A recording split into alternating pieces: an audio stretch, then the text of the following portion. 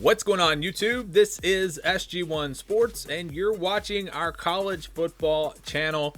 I didn't realize how much we were going to learn from these numbers yesterday when I started this series back with the SEC, but it is crazy what we can get from these numbers, and I'll explain in just a second. If you don't know what we're doing here, we're looking at how teams were in one-possession games. How many one-possession games did they have? What if they had won all of those one-possession games? What if they had lost all of those one-possession games? What if they had split those one-possession games? To kind of figure out which teams were better than their record or maybe worse than their record, teams that were maybe overrated or maybe underrated, as we look at kind of the best and worst case scenarios of what could have been for each of these teams. And we went through the SEC, and I told you teams from 2019 that were considered underrated using this scale, teams that just lost a bunch of one-possession games. Well, they greatly improved in 2020. The same thing can be said for the ACC. And the other thing here is teams that were good in one-possession games in 2019 were not good in one-possession games in 2020. Teams that were not good in 2019 were good in 2020. It just kind of shows you the law of averages, I guess. It's hard to be consistently good, to have a consistently good record in one-possession games in back-to-back years. And you're not going to lose all your one-possession games in back-to-back years either.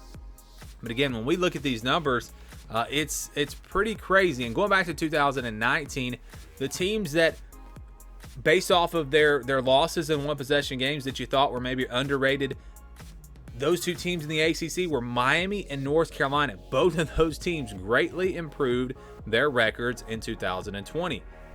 That was just very interesting. And then the other team that was on the flip side of that, Louisville, well, they were really maybe overrated in 2019. They were 3-0 in one-possession games.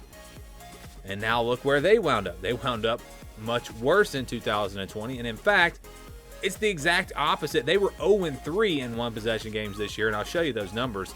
But it's just crazy how teams can't.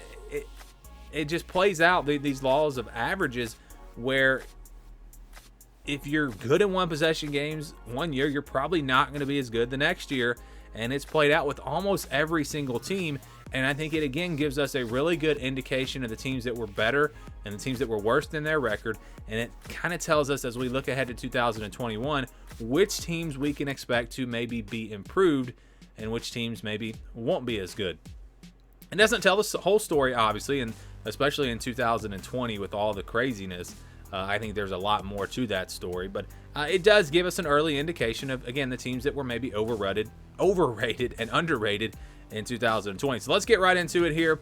We're going to start. We're just going to go through. We didn't have divisions in the ACC this year, so I'm just going to go with the top 7 teams and the next 7 teams. And then I think it was Duke, actually. They were left off of here just because I wasn't going to change the graphic to add in an 8th team on one of these graphics. Duke went 0-1 in one-possession games, so there really wasn't much to look at there. But you see, Notre Dame, they were number 1 at 9-0, then Clemson at 8-1, Miami 7-2, North Carolina 7-3, NC State 7-3, Boston College and Pitt both 5-5. How were these teams in one-possession games? I just talked about Miami and North Carolina and how they were not good in one-possession games in 2019, and that's why their records weren't great. How about this year? Miami 3-0 in one-possession games. North Carolina still not great, but they were better. They finished 2-2 in one-possession games. Notre Dame was 2-0. Clemson 1-1. NC State was 3-1. Boston College 3-2, and Pittsburgh 1-2. So you can see here, Miami, the team that was the best. Miami and Notre Dame, I guess, were the best in these one-possession games, and nobody really was bad here in the top.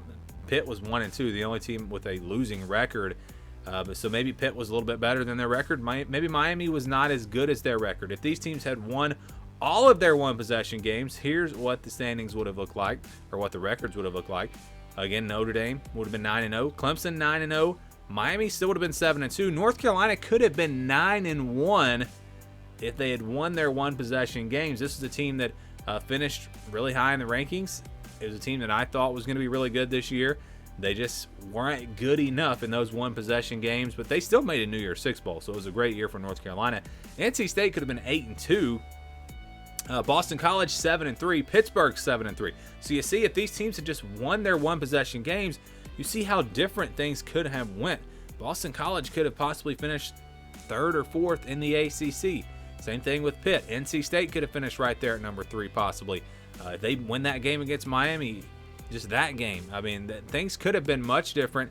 And when we talk about these one-possession games, in my opinion, a one-possession game can go either way. I know you could say, well, it's just because the game was a one-possession game doesn't mean that the team that lost had a chance to win. Yeah, they did. I mean, 1 or 2 plays, 1 or 2 penalties, a turnover. Something can turn a game when it's that close. If it's a one-possession game, I believe the team that lost had a chance to win. Maybe they didn't have the ball down by 3 with a chance to go down and win the game, but things throughout the game could have gone a little bit differently and could have allowed them to win the game, and that's how I look at it. So how about the teams that if they lost all their one possession games? Then what would have happened? Notre Dame would have been 7-2. Clemson also would have been 7-2. Miami would have been 4-5. Yes, Miami, a team that was in the top 10, top 15 pretty much all year. If they had lost those games, they would have been 4-5, would have had a losing record. That tells me maybe Miami was a little bit overrated, and maybe that shows on the field when you saw what happened against North Carolina and then what happened in their bowl game losing to Oklahoma State. Miami, again, probably overrated this year. North Carolina could have been 5-5. NC State could have been 4-6. Boston College could have been 2-8. And then Pitt could have been 4-6. You see the worst case scenarios and how these teams could have potentially had much worse years in 2020. So if they split the one possession games, this is what the records would have looked like. Notre Dame would have been 8-1. Clemson would have been 8-1. Not much difference there, but I think you would say, yeah, Notre Dame was a little bit overrated, and I think a lot of people would agree with that. But still, they were a really good team. 8-1 still would have been a great year. Miami, though, that's the team that I think is the most overrated when you look at these teams.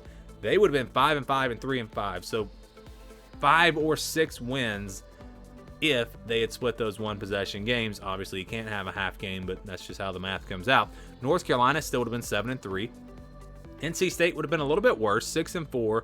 Boston College would have been a little bit worse, 4 or 5 wins. And then Pitt would have been 5-5 and 4.5. So 5 or 6 wins for them. So Pittsburgh and Miami would have had almost the same records. They played a different amount of games, but would have had the same number of wins if they had split those one possession games. So maybe Pittsburgh was underrated a little bit. And I thought that early in the year. I thought Pitt was better than what they were showing, and they lost some close games. But they were not a top-tier ACC team, but still could have maybe been a little bit better. And again, if they'd won all those games, could have been maybe 7-3. So you can see how the season could have gone much different for all of these teams. But when you look at the top 7 teams, Miami, the one team that probably was overrated, maybe Notre Dame a little bit, again, just based off of these numbers. And then the teams that were underrated, really no one, maybe Pitt would be the only team. So let's go to the bottom 7 now. And again, Duke is not on here. They were 1-9, I believe. They, I think, were 0-1 in one possession game. So it wouldn't have really changed a whole lot. And I'm only going by the conference records here, by the way. This does not include non-conference games or bowl games. Normally I go by the entire regular season record. But because you had some teams playing conference games, some teams didn't, it was kind of a weird year. I decided to just judge these teams based off of their conference games and only their conference games. So Virginia Tech 5-5, Virginia 4-5, Wake Forest 3-4, Georgia Tech 3-6, Louisville 3-7, Florida State 2-6, Syracuse 1-9. In the one possession games, you see Virginia Tech 2-2, Virginia 1-1, Wake Forest 1-2, Georgia Tech 1-0. Louisville, there it is, 0-3. This team was 3-0 in one possession games in 2019. It's an exact flip here. Florida State 1-1, Syracuse 0-2. So you see, not anything drastic in these numbers. The teams that were not good in the one possession games were Louisville and Syracuse, and because of that, they finished here towards the bottom of the conference. If these teams had won all of their one possession games, Virginia Tech could have been 7-3. Virginia could have been 5-4. Wake Forest 5-3. Georgia Tech 3-6, no change. Louisville could have been 6-4, a team that could have finished with a winning record if they had won those one possession games. I think they also had a non-conference win. So you're talking about a team that could have been 7-4 instead of 4-7. Maybe Louisville was better than the record would suggest. Florida State would have been 3-5, and Syracuse would have been 3-7. Not a great year, but still would have been much better. 3-7 compared to 1-9. How about if these teams had lost all of their one-possession games? Virginia Tech would have been 3-7. Virginia 3-6. Wake Forest 2-5. Georgia Tech 2-7. Louisville 3-7. No change for them. Florida State 1-7 and Syracuse 1-9. No change for them. You see, these teams could have had really bad years. Wake Forest all the way down to 2-5 potentially. So how about if they split the games? Again, that's what we'll look at here last. Virginia Tech, no change. Would have been 5-5.